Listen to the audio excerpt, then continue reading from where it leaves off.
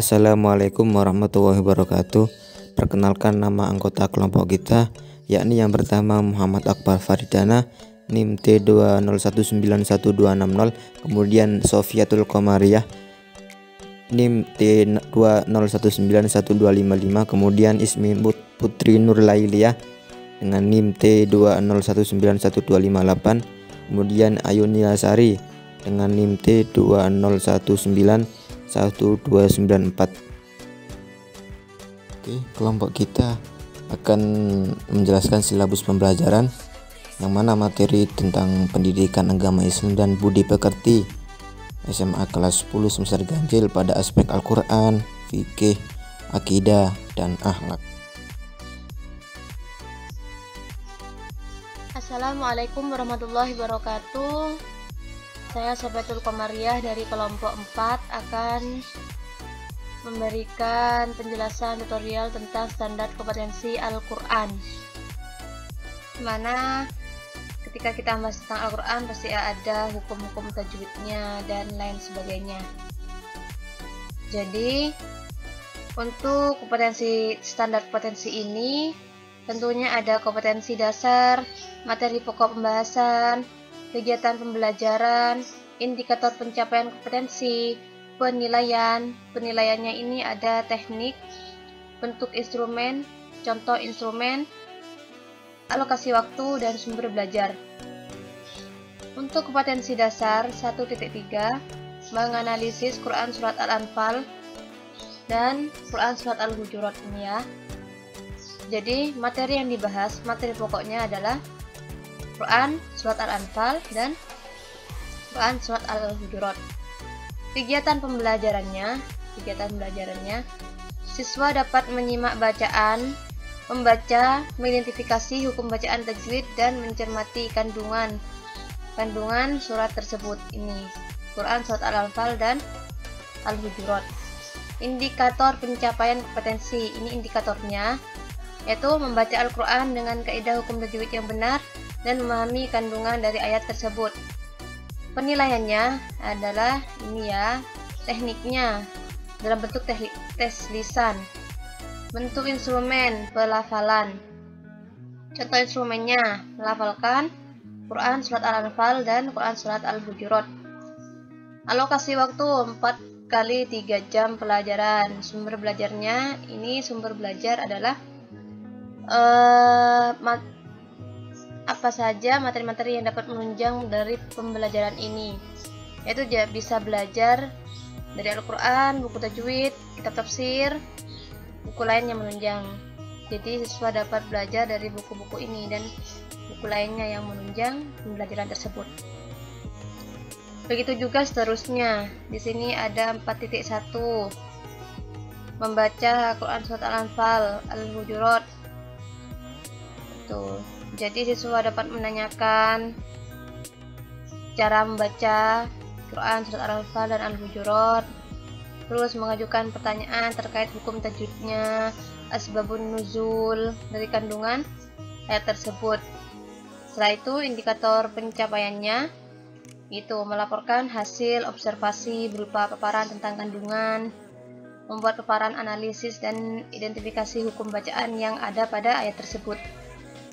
Untuk tesnya, tes tulis, bentuk instrumennya itu esai, dan contoh instrumennya itu menyalin atau menulis ya, dan mengidentifikasi hukum bacaan tajwidnya.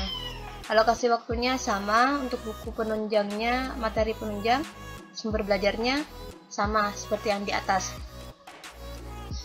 Begitu juga dan seterusnya ya. Ini ada 4.1, 3.3. Jadi di sini yang bisa berubah itu adalah sumber belajar. Jadi sumber belajar ini tergantung dengan apa yang dibahas, materi pembelajarannya dan KD-nya. Jadi kalau berubah pembahasan seperti membahas tentang perilaku menghindarkan diri dari pergaulan bebas dan perbuatan zina, bisa ditambah sesuai dengan sumber belajarnya. Jadi di sini ada buku PAI kelas 10 yang dari Kemdikbud, terus ada Al-Quran dan Al-Hadis, buku tajwid, kitab tafsir, dan buku lain yang menunjang, juga bisa melalui multimedia atau internet. Jadi begitu ya, dan seterusnya ini sama. Ini saja kita bisa menentukan teknik penilaiannya, bisa tes lisan, tes tulis, atau praktek. Jadi materi pokoknya bisa berubah tergantung dengan kompetensi dasar. Untuk alokasi waktu ini sudah ketentuan yang tetap ya, terus ya jadi begitu dan seterusnya ini. Jadi bisa menyesuaikan dari KD-nya, terus menentukan materi pokoknya. Materi pokok ini melihat dari potensi dasar, kegiatan pembelajarannya, terus indikator pencapaian, dan ini penilaian. Oke, cukup sekian dari saya. Apabila ada kekurangan, saya mohon maaf. Kesalahan, saya mohon maaf. Assalamualaikum warahmatullahi wabarakatuh. Saya akan menjelaskan langkah-langkah penyusunan silabus. Yang pertama, mengisi identitas. Identitas di sini meliputi nama sekolah, kelas 1 semester, mata pelajaran, dan standar kompetensi. Yang kedua, menuliskan standar kompetensi. Dan yang ketiga, menuliskan kompetensi dasar. Untuk keduanya, standar kompetensi dan kompetensi dasar ini, hal-hal yang perlu diperhatikan sebelum menyusunnya itu sama. Yang pertama, urutan berdasarkan hierarki konsep disiplin ilmu dan atau SK dan KD. Yang kedua, keterkaitan antar standar kompetensi dan kompetensi dasar dalam mata pelajaran. Dan yang ketiga, keterkaitan standar kompetensi dan kompetensi dasar antar mata pelajaran. Yang keempat, mengidentifikasi materi pembelajaran. Dalam mengidentifikasi materi pokok, kita harus mempertimbangkan relevansi materi pokok dengan SK dan KD, tingkat perkembangan fisik, intelektual, emosional, sosial, dan spiritual peserta didik, kebermanfaatan bagi peserta didik, struktur keilmuan, kedalaman dan keluasan materi, relevansi dengan kebutuhan peserta didik dan tuntutan lingkungan, alokasi waktu. Selain itu, kita harus juga memperhatikan kesahihan, tingkat kepentingan, kebermanfaatan, layak dipelajari, dan menarik minat. Langkah yang kelima yaitu mengembangkan kegiatan pembelajaran. Kegiatan pembelajaran dirancang untuk memberikan pengalaman belajar yang melibatkan proses mental dan fisik melalui interaksi antar peserta didik dengan guru, lingkungan, dan sumber belajar lainnya. Kriteria mengembangkan kegiatan pembelajaran antara lain, kegiatan pembelajaran disusun bertujuan untuk memberikan bantuan pada para pendidik, khususnya guru. Kegiatan pembelajaran disusun berdasarkan atas satu tuntutan kompetensi dasar secara utuh. Pengalaman belajar memuat rangkaian kegiatan yang harus dilakukan oleh siswa secara berurutan untuk mencapai KD. Kegiatan pembelajaran berpusat pada siswa. Materi kegiatan pembelajaran dapat berupa pengetahuan, sikap, dan keterampilan. Perumusan kegiatan pembelajaran harus jelas memuat materi yang harus dikuasai untuk mencapai KD. Penentuan urutan langkah pembelajaran sangat penting artinya bagi KD-KD yang memerlukan prasyarat tertentu. Pembelajaran bersifat spiral. Rumusan pernyataan dalam kegiatan pembelajaran minimal mengandung dua unsur penciri yang mencerminkan pengelolaan kegiatan pembelajaran siswa, yaitu kegiatan dan objek belajar. Selanjutnya, merumuskan indikator pencapaian kompetensi. Indikator merupakan penjabaran dari kompetensi dasar dan merupakan sub-kompetensi dasar. Indikator ini dirumuskan sesuai dengan karakteristik satuan pendidikan, potensi daerah, dan peserta didik yang dirumuskan dalam kata kerja operasional, yang terukur dan atau dapat diobservasi, sebagai acuan penilaian. Dengan demikian, indikator pencapaian kompetensi mengarah pada indikator penilaian. Yang selanjutnya, penilaian. Penilaian pencapaian kompetensi dasar peserta didik dilakukan berdasarkan indikator, yang di dalamnya terdapat 3 komponen penting yang meliputi teknik penilaian, bentuk instrumen, dan contoh instrumen. Untuk langkah yang selanjutnya yaitu menentukan alokasi waktu. Alokasi waktu adalah jumlah waktu yang dibutuhkan untuk ketercapaian suatu kompetensi dasar tertentu. Dan kita harus memperhatikan, yang pertama, minggu efektif per semester, yang kedua, alokasi waktu mata pelajaran, dan yang ketiga, jumlah kompetensi per semester. Dan yang terakhir, menentukan sumber belajar. Sumber belajar merupakan segala sesuatu yang diperlukan dalam proses pembelajaran, yang dapat berupa buku teks, media cetak, media elektronik, narasumber, lingkungan dan alam sekitar, dan lain sebagainya. Assalamualaikum warahmatullahi wabarakatuh. Perkenalkan, nama saya Ayuni Lasari, NIM T 2019-1294. Di sini saya akan menjelaskan tentang pengembangan silabus. Dalam satuan sekolah menengah atas SMA, mata pelajaran pendidikan agama Islam kelas 10 semester ganjil dalam standar kompetensi akidah. Di sini terdapat kompetensi dasar 1.3, 3.3, 4.3, dan seterusnya. Setelah kompetensi dasar ini melanjutkan pengembangan dalam materi pokok atau pembahasan seperti iman kepada Allah Subhanahu wa taala, Asmaul Husna, Al-Karim, Al-Mu'min, dan sebagainya. Setelah itu, baru mengembangkan kegiatan pembelajaran seperti siswa dapat melafalkan Al-Asmaul Husna, Al-Karim, Al-Mu'min, dan sebagainya. Setelah itu, terdapat indikator pencapaian kompetensi seperti membaca teks Al-Asmaul Husna. Setelah itu, di penilaian terdapat teknik, yakni menggunakan tes lisan. Setelah itu, bentuk instrumen pelafalan, dan contoh instrumennya adalah melafalkan Al-Asma Al-Husna. Setelah itu terdapat alokasi waktu 3x3 jam pelajaran.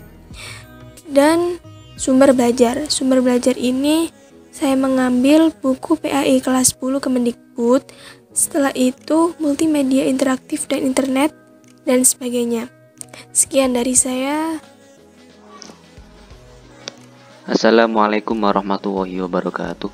Perkenalkan, nama saya Muhammad Akbar Fadidana, NIM T 20191260.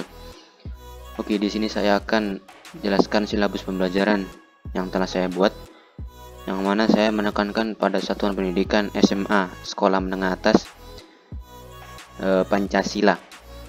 Materi pelajaran kali ini pendidikan agama Islam dan budi pekerti kelas 10 semester ganjil, dan saya mengambil dari buku Kementerian Pendidikan dan Kebudayaan 2014.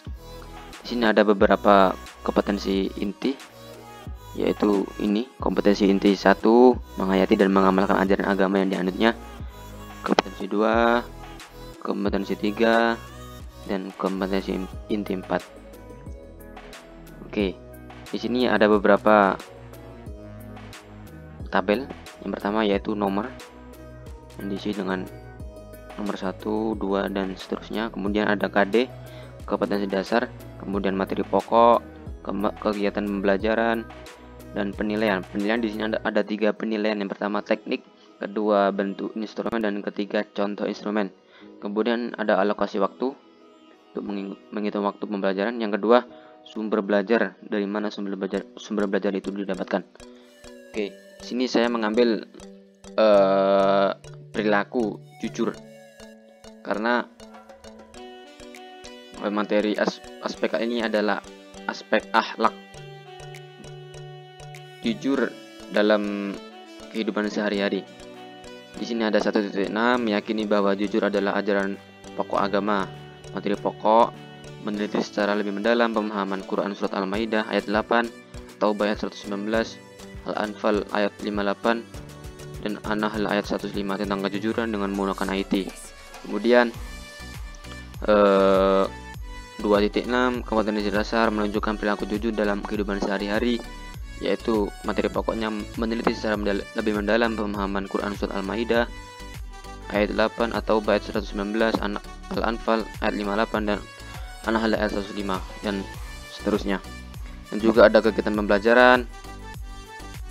Kemudian penilaian yang pertama yaitu kompetensi dasar 1.6 itu teknik lisan, bentuk instrumen melafalkan, kemudian contoh instrumen melafalkan pemahamannya tentang Quran surat Al-Maidah yang telah dibaca. Guna alokasi waktu ini 3x4, kemudian sumber belajar ini dari buku Kementerian Pendidikan dan Kebudayaan. Mungkin itu saja dari saya penjelasannya. Terima kasih telah mendengarkan apa yang saya jelaskan barusan. Wallahul muwaffiq ila thoriq. Jika ada salah kata saya minta maaf. Assalamualaikum warahmatullahi wabarakatuh. Terima kasih telah menonton video dari kita dan semoga bermanfaat. Sekian dari kita. Wallahul muwaffiq ila aqwamit thoriq. Assalamualaikum warahmatullahi wabarakatuh.